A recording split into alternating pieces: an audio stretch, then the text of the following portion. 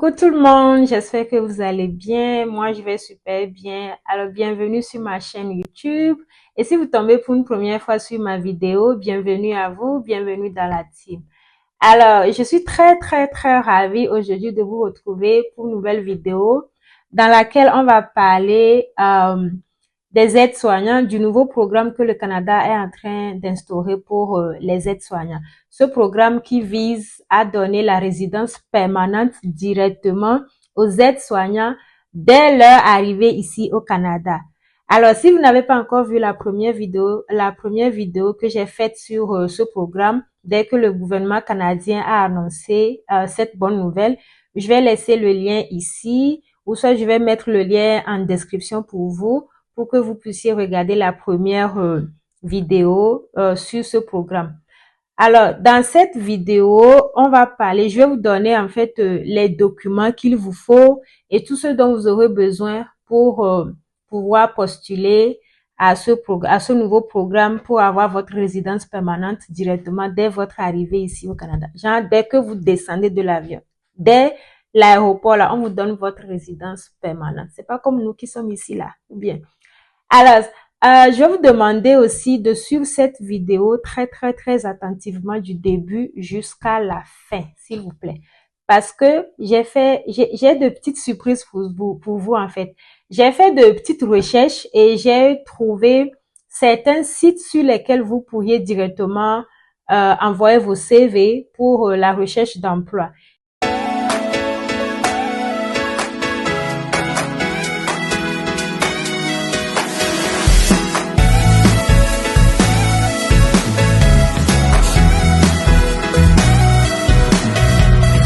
Je vais faire un petit résumé de ce qu'on savait sur ces deux programmes-là lors de la conférence qu'ils ont faite à Toronto le 3 juin passé.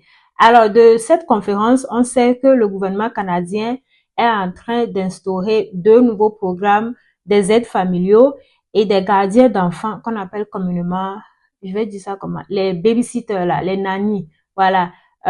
Pour arriver ici au Canada avec la résidence permanente directement. Alors, de cette conférence, on sait que vous devriez avoir le bac 2, minimum bac 2. Il faut avoir au moins le bac 2. Il faut avoir un test de langue, que ça soit en français ou en anglais. Il faut avoir au moins le minimum 4. Je sais pas, les amis, dites-moi, est-ce que je suis en train de crier? Parce que je sais pas trop, mais j'ai l'impression que je crie, même avec le micro, je sais pas. Avant, comme avant, je faisais les vidéos sans le micro et que j'essayais de toutes mes forces à ce que vous m'écoutiez. Donc, je criais un peu en fait. Donc là, je ne sais pas si je suis en train de crier ou pas. S'il vous plaît, dites-moi dans les commentaires si je crie même avec le micro. Comme ça, je sais pas, je vais diminuer ma voix, ma voix en fait. Parce que là, j'ai sérieusement l'impression que je suis en train de crier. Mais bon, c'était juste une parenthèse. Alors, vous aurez besoin de votre test de langue en français ou en anglais, minimum niveau 4, qui correspond au basic. Hein. Vous devriez juste démontrer que vous avez la capacité de communiquer avec votre entourage, de communiquer avec vos collègues au boulot et tout. Voilà. Il faut avoir le bac 2. Vous n'aurez pas besoin d'expérience canadienne parce que oui, avant, les aides familiaux, là, quand ils venaient ici, il faut travailler, avoir l'expérience canadienne avant de pouvoir demander la résidence permanente. Donc, vous n'aurez plus besoin de ça. Maintenant, le quatrième critère que nous tous, on pense être un peu difficile, c'est l'offre d'emploi. Il vous faudra avoir une offre d'emploi ici au Canada pour pouvoir demander ou pour pouvoir postuler à ces programmes-là. Alors, sans plus tarder, on va décortiquer tous ces critères-là. Alors, on va commencer avec la langue. Hein. Il vous faut avoir le minimum 4 dans la langue, dans les tests de langue, que ce soit en français ou en anglais. Alors, si on prend le français, par exemple, il y a le TCF et le TEF. Moi, personnellement, j'avais déjà fait le TCF et je pense que c'est pas mal. Pour nous, les francophones, c'est pas mal. Par contre, le TEF, je l'ai jamais fait. Je sais pas comment ça se présente. Je peux pas me prononcer là-dessus. Alors, si vous êtes aussi un peu à l'aise dans l'anglais, je vais vous demander de faire de passer le test de langue aussi en anglais parce que deux tests de langue, je vous dis les amis, c'est bonus en fait. Vous mettez la barre très haute. Alors si par exemple il y a quelqu'un qui dans le même bassin avec vous qui a juste fait le test de langue en français et vous avez les deux langues, les deux tests de langue, je vous jure que les Canadiens vont vous prendre très très très vite. Je ne suis pas en train de dire que, bon, allez forcément faire ça, mais bon, si vous vous sentez à l'aise là-dedans, allez faire le test de langue en anglais aussi. Donc, pour l'anglais, moi, j'avais fait le IELTS et le Duolingo. Maintenant, je ne sais pas, je ne pense pas que le Canada, genre le gouvernement canadien directement accepte Duolingo. Par contre, ils acceptent l'IELTS, ce qui est le IELTS, voilà, IELTS. Donc, passer l'IELTS niveau général, parce que pour l'anglais, il y a deux niveaux. Il y a le général et puis, j'ai oublié le second, mais passer le général. Le général, parce que le second, en fait, c'est spécialement pour certaines universités ici ou certaines écoles. Donc, passer le général, ça passe pour la résidence permanente. Donc, si vous êtes à l'aise en anglais, passez l'IELTS niveau général. Alors, next on the list, ça sera votre diplôme. Genre votre bac 2, le bac 2 que vous avez depuis le pays, les études secondaires. Donc, vous aurez besoin de votre bac 2. Et maintenant, si vous avez aussi un autre diplôme en infirmerie ou un certificat en tout cas dans le domaine de santé, n'hésitez pas à le mettre dans votre dossier. Maintenant, l'une des raisons pour lesquelles moi, je vous ai demandé de rester du début de la vidéo jusqu'à la fin, en voici une des raisons en fait.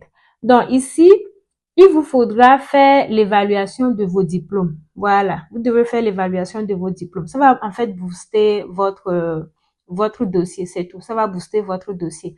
Donc, faites l'équivalence, l'évaluation de votre diplôme, que ça soit le bac 2, que ça soit les diplômes que vous aurez eu dans le domaine de santé. Alors, moi, personnellement, j'avais fait mon équivalence de diplôme sur WES, W-I-S, W-E-S. Donc, j'avais fait ça là-bas. Ça m'a pris, je crois, 2 ou 3 semaines comme ça. En ce moment, moi, j'étais en Chine. Donc, ça n'avait pas trop traîné.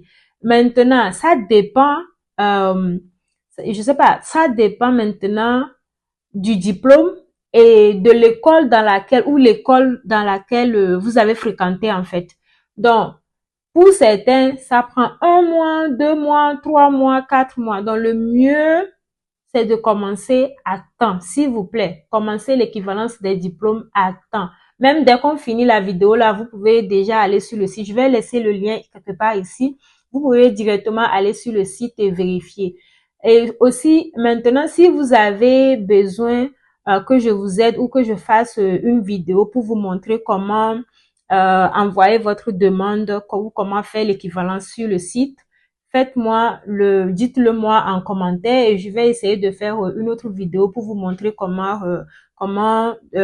faire votre demande d'évaluation de diplôme. Parce que oui, quand vous partez sur le site de WES là, il y a un qu'on fait d'habitude. Vous allez faire une équivalence. Ça va vous sortir directement le diplôme auquel ça correspond ici au Canada. Et la plupart du temps, les gens pensent que c'est ça en fait c'est ça en fait évaluer le diplôme. Non, non, non, c'est pas ça. En fait, il y a toute une procédure à faire. Vous allez chercher des documents et des documents que vous allez envoyer ici au Canada. Les gens là vont traiter vos dossiers et puis ils vont vous renvoyer ça. Donc ça, c'est pour ça que ça prend 2, 3 semaines, 1 mois, 2 mois, 3 mois. Donc, s'il vous plaît, commencez à temps. Alors, troisième chose sur la liste, c'est d'avoir une expérience de travail. Voilà, ça concerne l'expérience de travail. Vous savez que pour travailler dans une compagnie, là, il faut au moins avoir une expérience de travail dans le domaine, en fait. Alors, si j'avais fait cette vidéo il y a de cela 3 jours, 2, 3 jours, je suis sûre que je devais déjà être en train de refaire une autre vidéo. Parce que avant, il y a de cela 2, 3 jours, le gouvernement canadien avait dit que pour l'expérience de travail, il vous faudra avoir au moins 1 année d'expérience de travail. Mais guess what? Just guess. Maintenant, ils disent que juste le 24 juin dernier, là, ils ont dit que non, vous n'aurez plus besoin d'avoir un an d'expérience de travail, mais plutôt 6 mois. Like. Alors, les amis, quatrième critère sur la liste, ça sera l'offre d'emploi. C'est la chose que nous tous, on pense sera peut-être un peu difficile à avoir. Parce que oui, trouver du travail, même pour nous qui sommes ici, là, c'est vraiment difficile de trouver du travail. J'imagine seulement pour les gens qui sont en Afrique ou ailleurs en train de chercher le travail ici au Canada.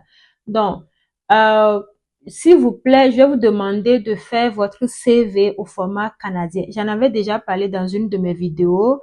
Allez seulement sur Google, tapez CV format canadien. Vous aurez toute une liste de CV. Et puis, choisissez un et faites ça comme vous voulez. Amusez-vous en fait avec le CV canadien.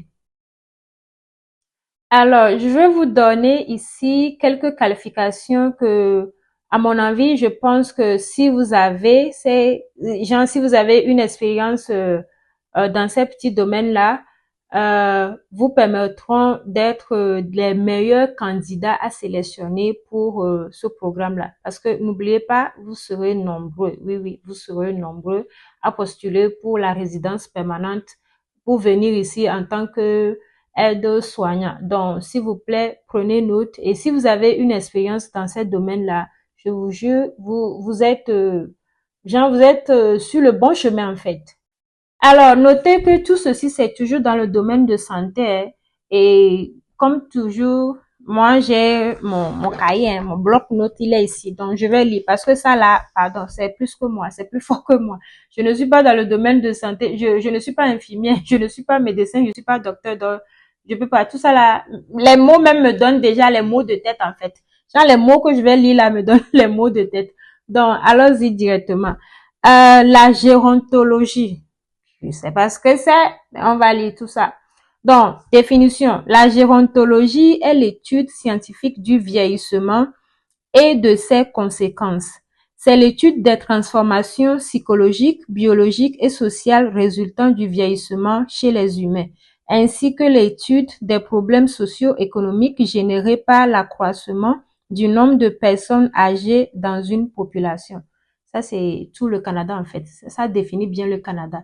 Donc, si vous avez une expérience dans la gérontologie, j'espère que je prononce bien, si vous avez une expérience dans la gérontologie, en fait, je crois que c'est juste pour dire les gens qui s'occupent des vieux, en fait, des personnes âgées, dans les maisons de retraite, les gens qui ont déjà travaillé avec les vieux, les vieilles dans les maisons de retraite, à prendre soin de ces personnes-là. Aussi, si vous avez une expérience en premier soin ou premier secours et RCP par exemple, les gens qui réaniment en cas d'arrêt cardiaque par exemple, voilà, si quelqu'un fait un arrêt cardiaque, les gens qui viennent et puis réaniment là. Voilà, si vous avez une expérience dans ce domaine aussi, c'est très bien. Mettez ça dans votre dossier, ça va vous aider grave même. Alors, si vous avez une expérience en soin de la démence aussi, ça va vous aider. Genre, de toute façon, j'appuie sur le mot là. Ça veut dire que moi, je ne connais pas. Bref, ça veut dire, je vais lire pour vous. Soin de la démence. Ok. Je suis sur le site du gouvernement canadien. Comme ça, on est tous sûrs que, voilà, ce que je suis en train de lire là, c'est vrai et c'est vérifié. À propos de la démence est un terme générique pour désigner un ensemble de symptômes qui touchent les fonctions cérébrales. Il s'agit d'une condition chronique qui s'aggrave avec le temps et qui se caractérise souvent par un déclin de la mémoire, des capacités de planification, du langage, du jugement, qui se caractérise aussi souvent par des changements physiques, notamment une perte de coordination, une perte de contrôle de la vessie, des muscles faibles et raides, des difficultés à se tenir debout, à s'asseoir ou à marcher, des changements d'humeur ou de comportement. Donc, vous comprenez que ce sont, genre, si vous avez une expérience dans ce domaine-là aussi, si vous avez eu à travailler quelque part que ça correspond exactement à ce que vous avez déjà fait, mettez ça, demandez à ce qu'on vous donne un certificat ou genre une attestation prouvant que vous avez déjà eu à faire ce genre de truc-là. Donc, vous pouvez aussi mettre ça dans votre dossier. Ça va vous aider, s'il vous plaît. Aussi, si vous avez un certificat de sécurité alimentaire, vous pouvez aussi ajouter ça dans le dossier. En fait, si vous avez déjà eu à travailler, par exemple, dans une maison de retraite, si vous avez déjà eu à travailler avec ces vieux-là, ces vieilles, et genre, vous avez travaillé dans la restauration ou dans l'alimentation, en fait, de ces personnes-là, parce qu'il faut avoir aussi un certain certificat pour pouvoir travailler, genre, travailler peut-être dans la cuisine, faire à manger à ces gens-là, à ces personnes-là. Donc, si vous avez eu à faire ça, demandez un certificat pour ça, ça va vous aider aussi. Alors, next sur la liste sera d'avoir un certificat de vaccination contre le coronavirus. Et oui, ici, si vous voulez travailler dans la médecine, si vous voulez travailler dans le corps médical, là, vous devez impérativement avoir eu à faire votre vaccin. Donc, ici, ils imposent même ou ils demandent même les 2 doses ou les 3 doses, dépendant du vaccin que vous avez pris en fait. Donc, on sait tous qu'il y a des vaccins qui demandent seulement 2 doses et il y a des vaccins qui demandent 3 doses. Donc, si vous avez pris, ça va dépendre en fait des vaccins que vous aurez à prendre si vous l'avez pas encore fait.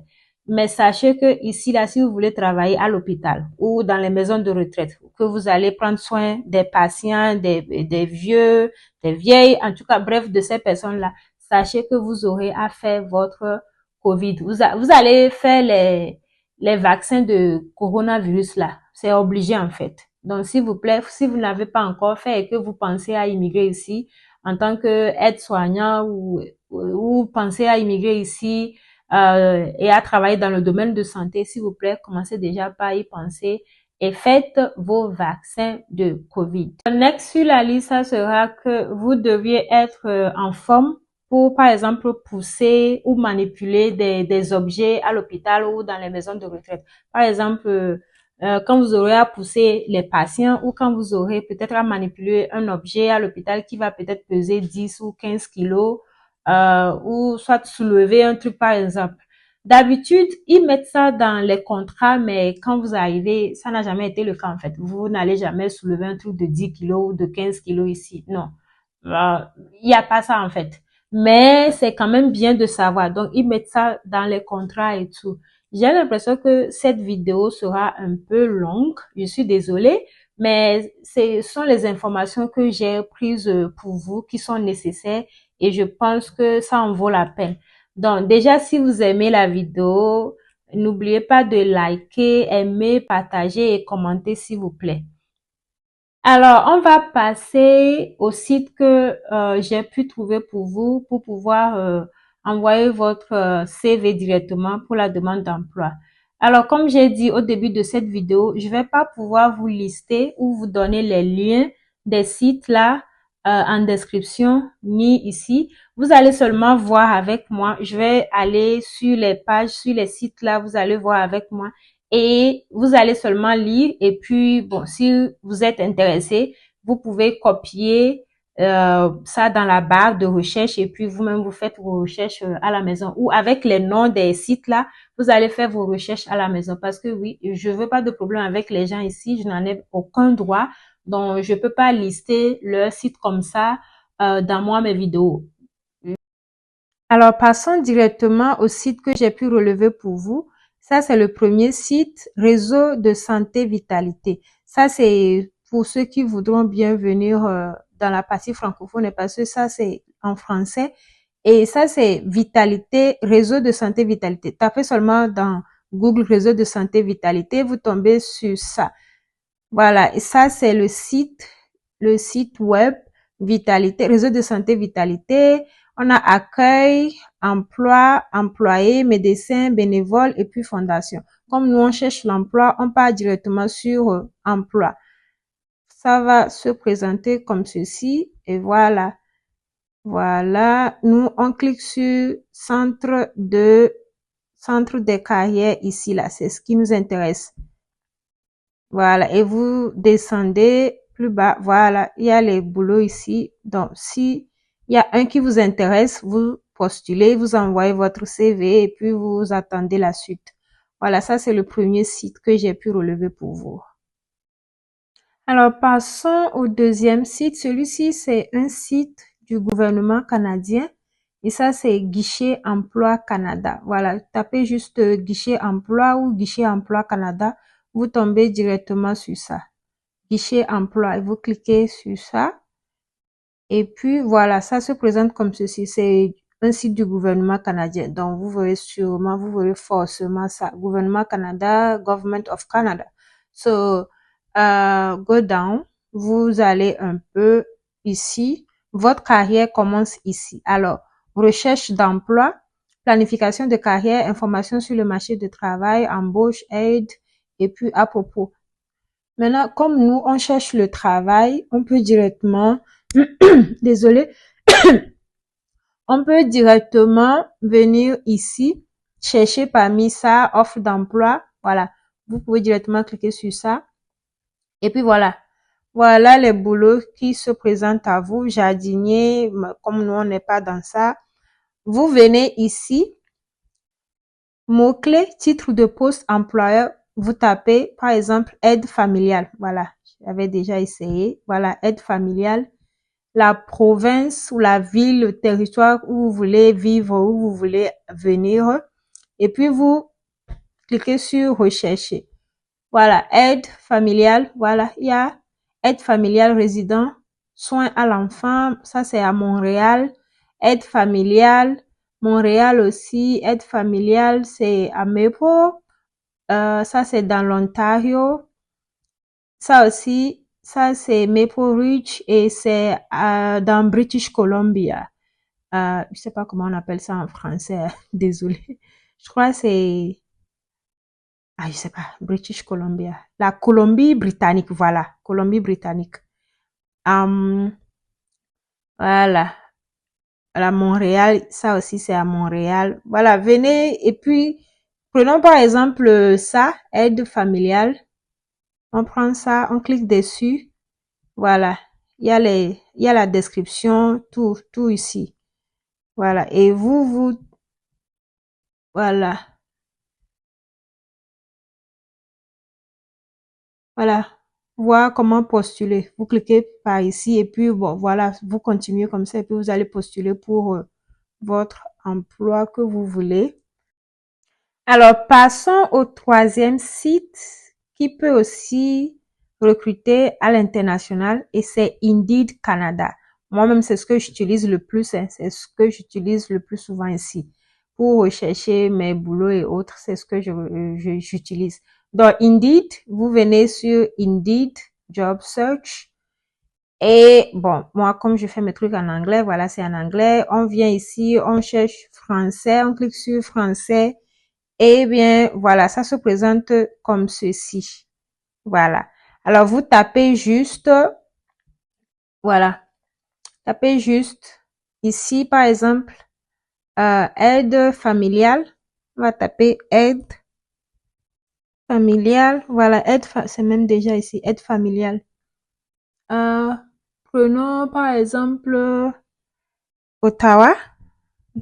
Ottawa, Ontario. Voilà, rechercher. Voilà, voilà les boulots qu'il y a. Bon, comme ça, c'est... Voilà.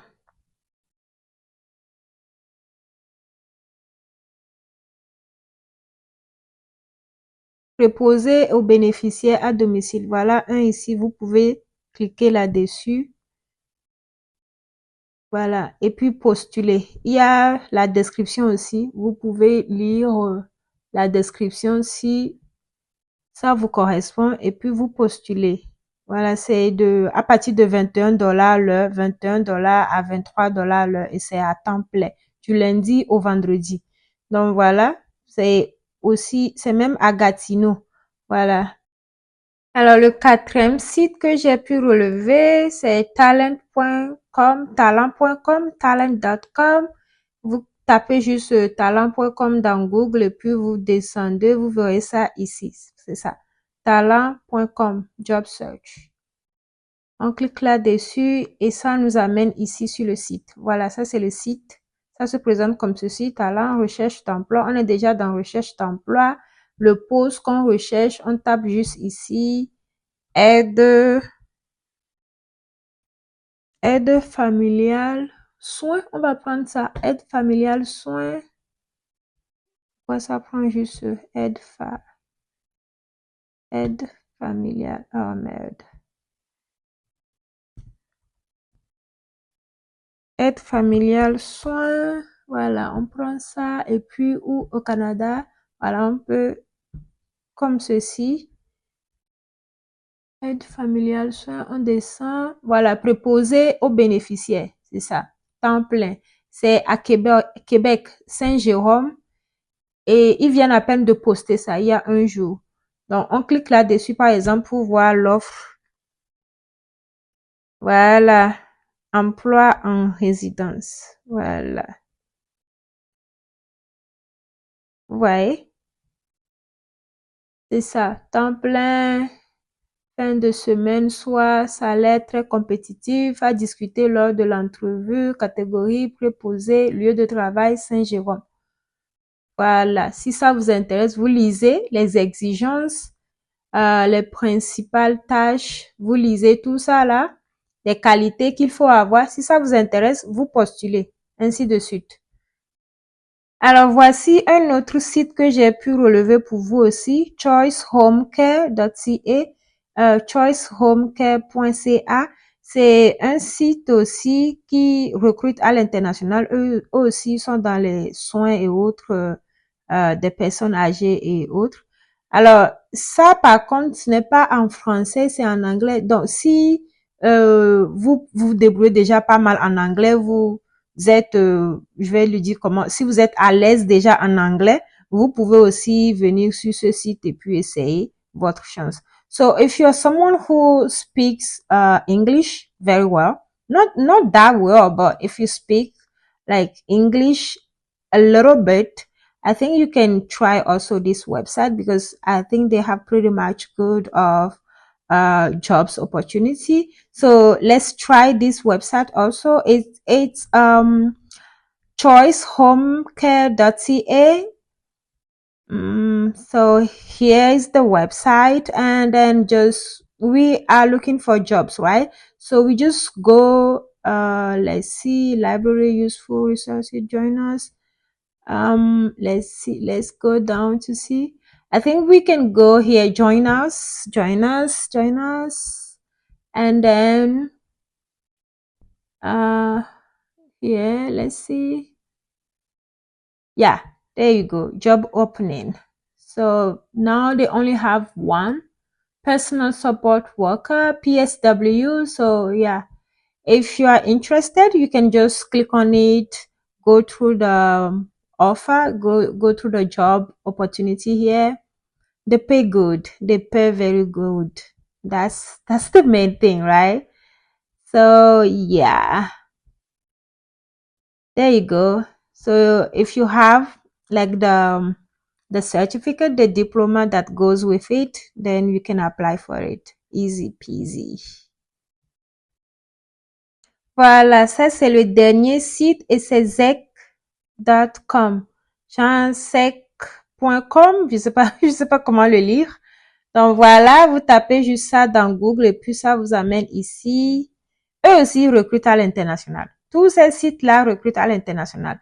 Donc, ça aussi c'est en anglais. J'ai essayé de voir si ils ont ça en français. Ils ont leur page là en français, mais je trouve pas.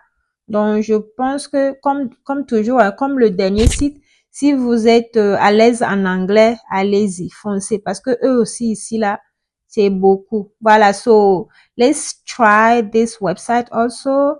They have about us, all services, home care, careers, foundation, contact, and make a payment. So you just go to careers because that's what we are looking for, right? So careers and voilà, ça c'est le boulot, hein. Donc, job opening, Quels sont les boulots qu'ils ont sûrement actuellement? Donc, on clique seulement sur Job Opening. Et puis, yeah, explore current opportunities at the SE Health. So, voilà, find job. Voilà, ici, là, find job. Tu peux soit te taper le title of the job you're looking for, genre le titre ou la position que vous recherchez. Voilà, c'est la position, on doit dire non.